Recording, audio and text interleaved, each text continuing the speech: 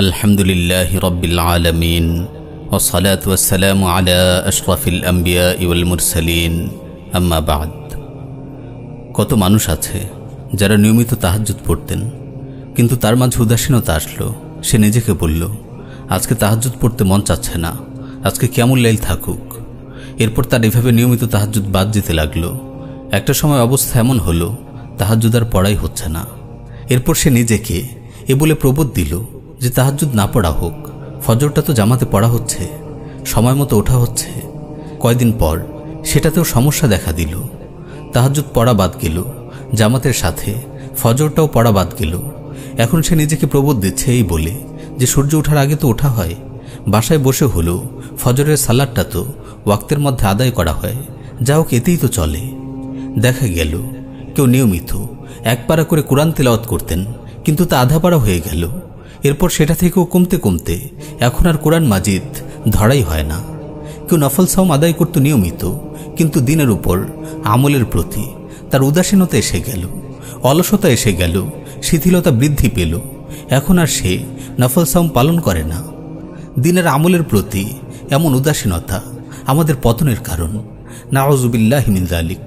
সুন্নাতে রাতে বা ঠিকমতো আদায় না করা, ফরজ পর্দার বিধান ঠিকমতো পালন না করা, এমন বহু ফরজ ও সুন্নত আমল, বহু নফল আমল আমরা অহরহ ছেড়ে দিচ্ছি।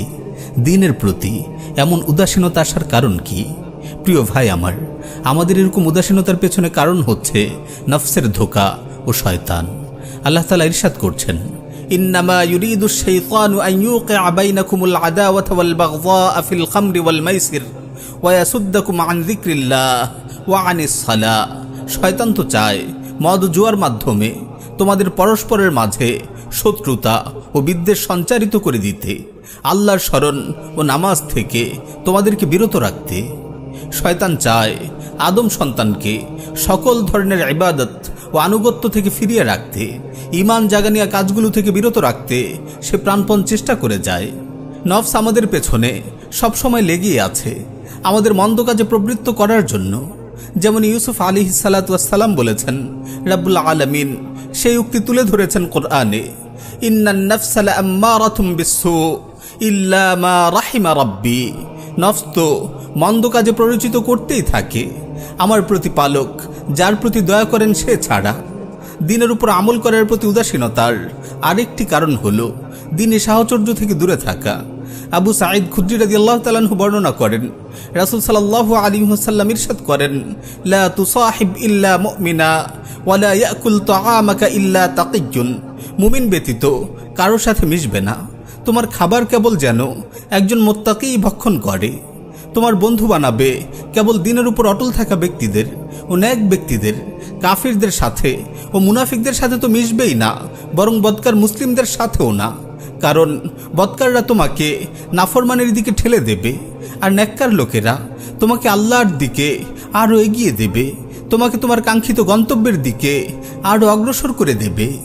হাসান আল বসরি রাহিমাহুল্লাহ বলেন, আমার কাছে আমার দিনী ভাইয়েরা পরিবারের চেয়ে বেশি প্রিয়, কারণ পরিবার দুনিয়ার কথা স্মরণ করিয়ে দেয়, আর ভাইয়েরা আখিরাতের কথা স্মরণ করায়। আজকাল দিনে আমলের উদাসীনতার অন্যতম কারণ হচ্ছে সোশ্যাল মিডিয়া। সোশ্যাল মিডিয়ার অহেতুক ব্যবহার, অবিরত স্ক্রলিং করে যাওয়া, ঘন্টার পর ঘন্টা বিভিন্ন চরিত্র বিনষ্টকারী ভিডিও দেখা, শেয়ার দেয়া, এগুলো তো কেবল নিজের ঈমানি অবস্থাকে দুর্বল করে না, বরং অশ্লীলতা ও বেহায়াপনাকে আরও বেশি উচ্চকিত করে। একজন মুমিন অশ্লীলতা ছড়াতে পারে, এটা তো ভাবাই যায় না। রাসূল সাল্লাল্লাহু আলাইহি ওয়াসাল্লাম ইরশাদ করেন, তাইসা আব্দুদ দিনার তাইসা আব্দুদ দিরহাম। ধ্বংস হোক দিনারের গোলাম, ধ্বংস হোক দিরহামের গোলাম। এমন ব্যক্তির চিন্তা জুড়ে থাকে সম্পদ উপার্জন করা, দুনিয়া উপার্জন করা, এটাই তার জন্য সর্বোচ্চ বিষয় হয়ে থাকে। তার প্রথম ও শেষ টার্গেট থাকে এটাই। এমন ব্যক্তির পরিণতি হবে ধ্বংস ও লাঞ্ছনা। যেমন রাসূল সাল্লাল্লাহু আলাইহি ওয়াসাল্লাম বদদুয়া করেছেন, তাইসা ওয়ান্তাকাসা। আর সৌভাগ্যবান হলো সেই ব্যক্তি যে দিনের উপর আমল করে।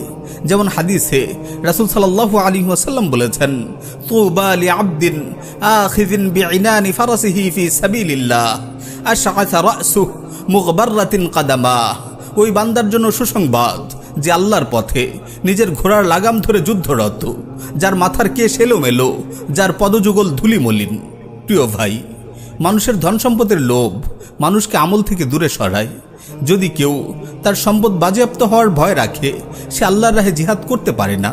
যদি তার সম্পদ উপার্জনের প্রবল লিপ্সা থাকে, সে আমলে সময় দিতে পারে না।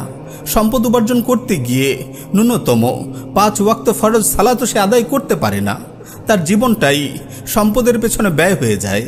প্রিয় ভাই আমার, আপনার বয়স এখন 20, 25 কিংবা 30, কিন্তু তবুও আপনি নিজেকে এখনও আমলে আমলে প্রস্তুত করছেন না।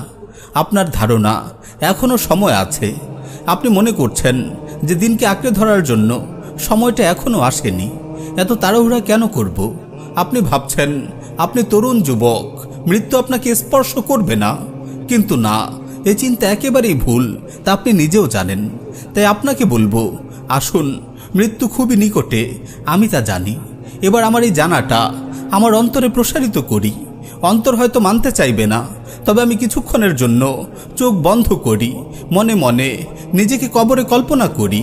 এভাবে নিজেকে মানসিকভাবে আমলের জন্য প্রস্তুত করি। রাসূল সাল্লাল্লাহু আলাইহি ওয়াসাল্লাম ইরশাদ করেন, আকসিরু যিকরা হাযিমিল লাযযাত ইয়ানি আল মাউত। তোমরা বেশি বেশি দুনিয়ার উপভোগকে মলিনকারী মৃত্যুর কথা স্মরণ করো। জেনে রাখুন, মৃত্যুই বাস্তবতা। দুনিয়া মৃত্যুর আগের আমলের জায়গা, আবার কারো জন্য ধোকায় প্রবৃত্ত থাকার জায়গা। তাই বাস্তবতাকে প্রাধান্য দেয় কর্তব্য। দুনিয়ার জীবনে আমাদের ভীষণ মিশন হচ্ছে দিনের উপর আমল করা। যেমনি কুরআনুল কারীমে এসেছে, ওয়ামা উমিরু ইল্লা লিয়াবুদুল্লাহা মুখলিসিনা লাহুদ্দিন হুনাফা ওয়া ইউকিমুস সালাতা ওয়া ইউতুজ যাকাতা ওয়া যালিকা দীনুল কাইয়্যিমাহ। তাদেরকে এই ছাড়া অন্য কোনো হুকুমই দেওয়া হয়নি যে তারা আল্লাহর ইবাদত করবে খাঁটি মনে, একনিষ্ঠভাবে, তার আনুগত্যের মাধ্যমে। আর তারা নামাজ প্রতিষ্ঠা করবে আর যাকাত দেবে, আর এটাই সঠিক সুদৃঢ় দিন। মুআজ বিন জাবাল রাদিয়াল্লাহু তাআলা আনহু বলেন, রাসূল সাল্লাল্লাহু আলাইহি ওয়াসাল্লাম তার হাত ধরে বললেন, ইয়া মুআজ, ওয়াল্লাহি ইন্নী লা উহিব্বুক, ওয়াল্লাহি ইন্নী লা উহিব্বুক। হে মুআজ, আল্লাহর কসম, নিশ্চয়ই আমি তোমাকে ভালোবাসি।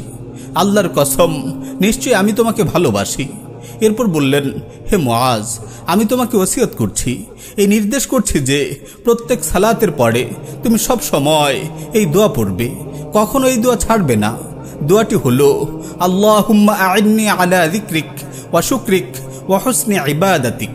হে আল্লাহ, আমাকে আপনার জিকির করতে, আপনার কৃতজ্ঞতা আদায় করতে, আপনার উত্তম ইবাদত করতে সাহায্য করুন। অতঃপর মুআজ বিন জাবাল রাদিয়াল্লাহু তাআলা আনহু সারা জীবন এই আমল করেছেন। তারপর তার ছাত্র তাবেঈ আব্দুর রহমান সুনাবি রাহিমাহুল্লাহকে এই দোয়া করার ওসিয়ত করেছেন। সুনাবি রাহিমাহুল্লাহ আবু আব্দুর রহমান হুবুলিকে এই দোয়া করার ওসিয়ত করেছেন। ভাই আমার, এই দোয়া আপনি প্রত্যেক সালাতের পরে করুন।